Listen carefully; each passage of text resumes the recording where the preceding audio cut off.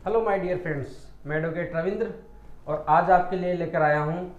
यदि कोई भी पुलिस अधिकारी आपको डराने या धमकाने की कोशिश करे तो आपकी प्रक्रिया क्या होगी, आप किस तरह उसका सामना कर सकते हैं। सबसे पहली बात तो हम इसके ऊपर चर्चा करते हैं कि आखिर पुलिस अधिकारी आपको डराता है या धमकाता है या आपके ऊपर हाथ उठाता है, तो इसका क्या कारण है कि पुलिस अधिकारी के पास क्या ऐसे अधिकार हैं या फिर कानून की किसी न किसी पुस्तक में पुलिस अधिकारी को ये अधिकार प्रदान किए गए कि आप किसी भी व्यक्ति के ऊपर हाथ उठा सकते हैं। क्या ऐसे अधिकार पुलिस को दे रखे हैं? साधारण सी बात है, ऐसे किसी भी कोई से भी अधिकार पुलिस अधिकारी को नहीं दे रखे, बल्कि हर स्टेज पर पुलिस अधिकारी के हाथों में हथकड़ी डाल रखी है ताकि पुलिस अधिकारी अपने कर्तव्य से आगे बढ़कर कोई कार्य नहीं कर सके, कोई विधि के विरुद्ध कार्य नहीं कर सके।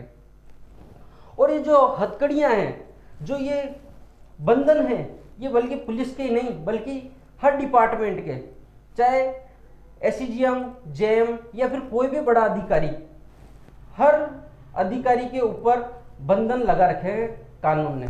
कोई भी विधि के विरुद्ध जाने का प्रयास भी नहीं कर सकता। यदि उसके द्वारा प्रयास किया जाता है तो उसका हर्जाना उसे भुगतना पड़ेगा। इसका भी प्रावधान आईपीसी में किया गया है। और आज हम जिस टॉपिक के ऊपर बात कर रहे हैं, ये भी एक ऐसा ही टॉपिक है जिसमें एक पुलिस अधिकारी विधि के विरुद्ध जाकर आपके विरुद्ध कार्य करता है। लोगों के द्वारा कहा जाता है कि पुलिस मारती है। आखिर क्यों मारती है पुलिस? आप जानते हैं पुलिस को क्या अधिकार है कोई आपको मारने का? इस प्रकार का कोई भी अधिकार पुलिस को प्रदान नहीं किया गया। यदि पुलिस अधिकारी द्वारा ऐसा कोई कार्य किया जाता तो इसके लिए बहुत सी आईपीसी के अंदर बहुत सी ऐसी धाराएं, तो आप उनका उपयोग कर पुलिस अधिकारी को सबक सिखा सकते हैं। आईपीसी की धारा 388, आईपीसी की धारा 389, 166, 166A, इस प्रकार की कई धाराएं, उन्हीं धाराओं के ऊपर आज हम चर्चा करने वाला है। यदि कोई पुलिस अधिकारी आपको डराता है या धमकाता है, या पुलिस अधिकारी द्वारा कहा जाता है कि मैं तुझे झूठे केस में फंसाकर जेल में सड़ने के लिए डाल दूंगा, तो आप इस बात को सुनकर ही डर जाते हैं और आपके डर का फायदा उठाता है पुलिस अधिकारी। इसलिए इस वीडियो में अंत तक बने रहिए और मेरे द्वारा बताई गई हर धारा का, मेरे द्वारा बताए गए हर कर्तव्य का ध्यान रखिए। और ये वीडियो आपके लिए इतनी फायदेमंद साबित होने वाली है, ये आपको वीडियो के अंत में जाकर पता लगेगा। ये आपके दैनिक जीवन में बहुत ही ज़्यादा काम आने वाली है। पुलिस अधिकारी जब आपको डराता है या धमकाता है तो सबसे पहले दो धाराएं ऐसी होती है जो आपके तुरंत प्रक्रिया में आती है। जैसे कि पुलिस अधिकारी आपको डराता है, धमकाता है, तो इसमें आईपीसी की धारा 388 और 389 प्रभावित होती है। और जानते हैं इस धारा के अंदर क्या है।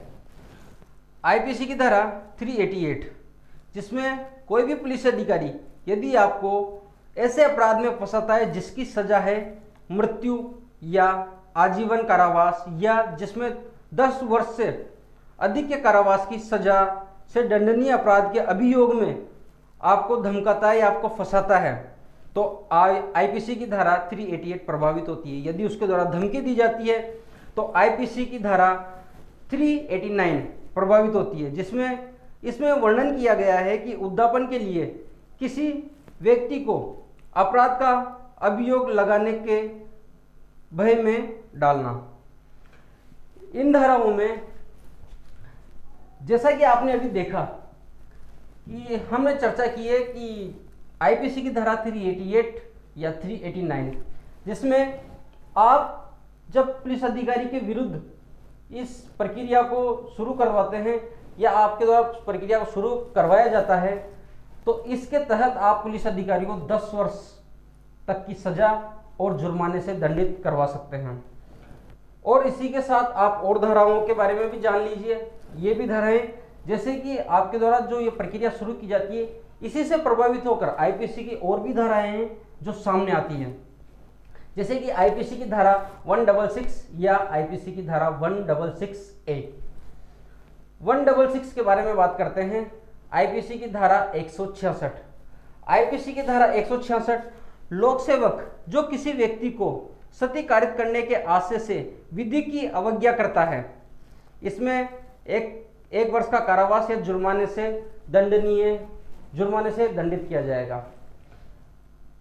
पुलिस अधिकारी को एक पुलिस अधिकारी एक लोक सेवक होता है और लोक सेवा के लिए ही उसे इस पद पर नियुक्त किया जाता है, और उसके द्वारा जब विधि के विरुद्ध कोई कार्य किया जाता है तो आईपीसी की धारा 166 के तहत उसे दंडित किया जाता है, जिसमें 1 वर्ष का कारावास और जुर्माने का प्रावधान है। आईपीसी की धारा 166A 166A के बारे में बात करते हैं, जिसमें प्रावधान किया गया है कि लोक सेवक जो विधि के अधीन के निर्देशों की अवज्ञा करता है, जिस कार्य के लिए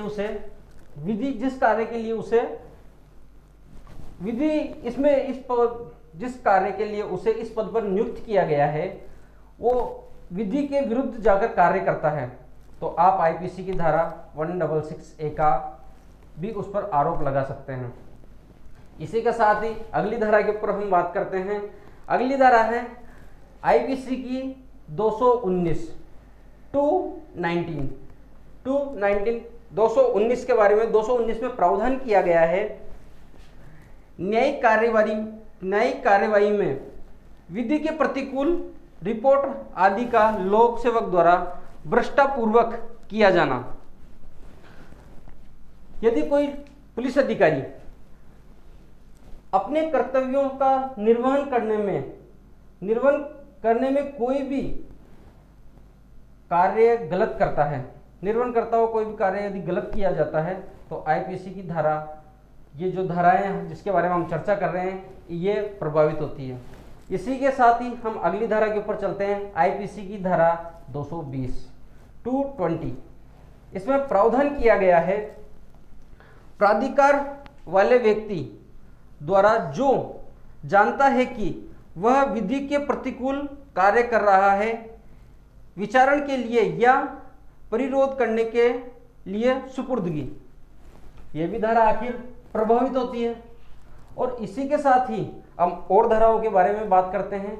यदि उस व्यक्ति ने आपके खिलाफ झूठी प्रक्रिया शुरू की है, झूठी एफआईआर लगाकर आपको मानहानि करने के लिए, आपकी मानहानि करने के लिए, या फिर आपको समाज में बदनाम करने के लिए, आखिर ऑब्वियसली बात है कि पुलिस अधिकारी का या तो आपसे कोई दुश्मनी है या फिर कोई रंजिश निकालने के लिए उसने ऐसा किया है, तो इसमें पुलिस अधिकारी द्वारा यदि झूठा केस लगाया गया है तो झूठे साक्ष्य, झूठे एविडेंस के माध्यम से ही वह इसे साबित करने का प्रयास करेगा, क्योंकि जब तक कोई चीज साबित नहीं होती, अदालत उस न्यायालय द्वारा उसे मान्य नहीं किया जाता। तो झूठी एफआईआर है तो झूठे एविडेंस होंगे, झूठे सबूत होंगे या झूठे साक्ष्य होंगे, तो झूठे साक्ष्य भी उसके द्वारा पेश किए जाते हैं। तो जैसे ही झूठे साक्ष्य पेश किए जाते हैं तो एक और धारा आईपीसी से निकल कर आती है जिसका भी प्रभाव ऐसे झूठे केस के द्वारा उसको प्रभावित कर देता है।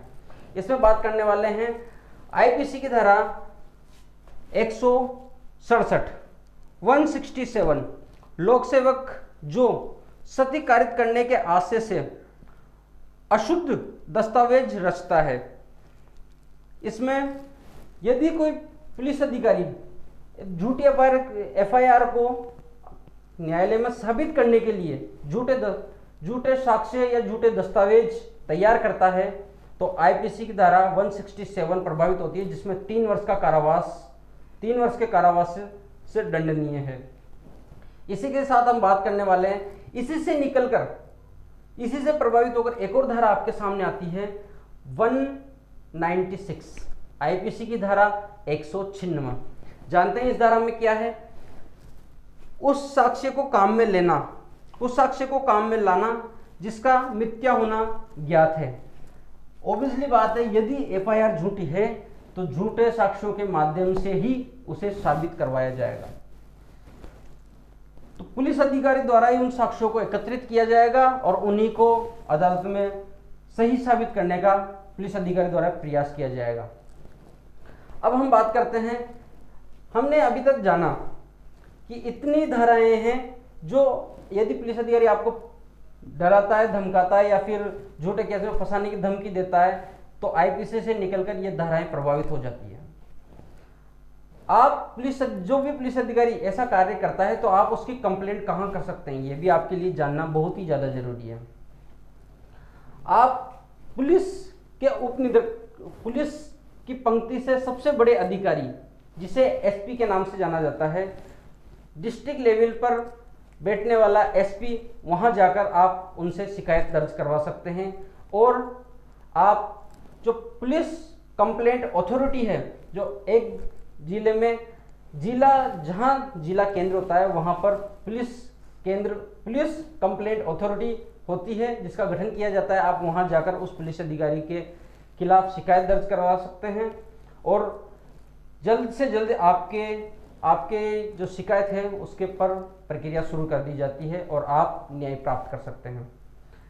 उम्मीद है आपको ये जानकारी पसंद आई होगी। इसे ज़्यादा से ज़्यादा शेयर कीजिएगा और बने रहिए हमारे साथ। वीडियो को लाइक कीजिए, शेयर कीजिए ताकि हर व्यक्ति के पास ये वीडियो पहुंच सके और सभी इसका फ़ायदा उठा सकें। मिलते हैं एक अगली वीडियो के साथ। फिलहाल दीजिए मुझे इजाज़त। Thank you. जय हिंद, जय भारत।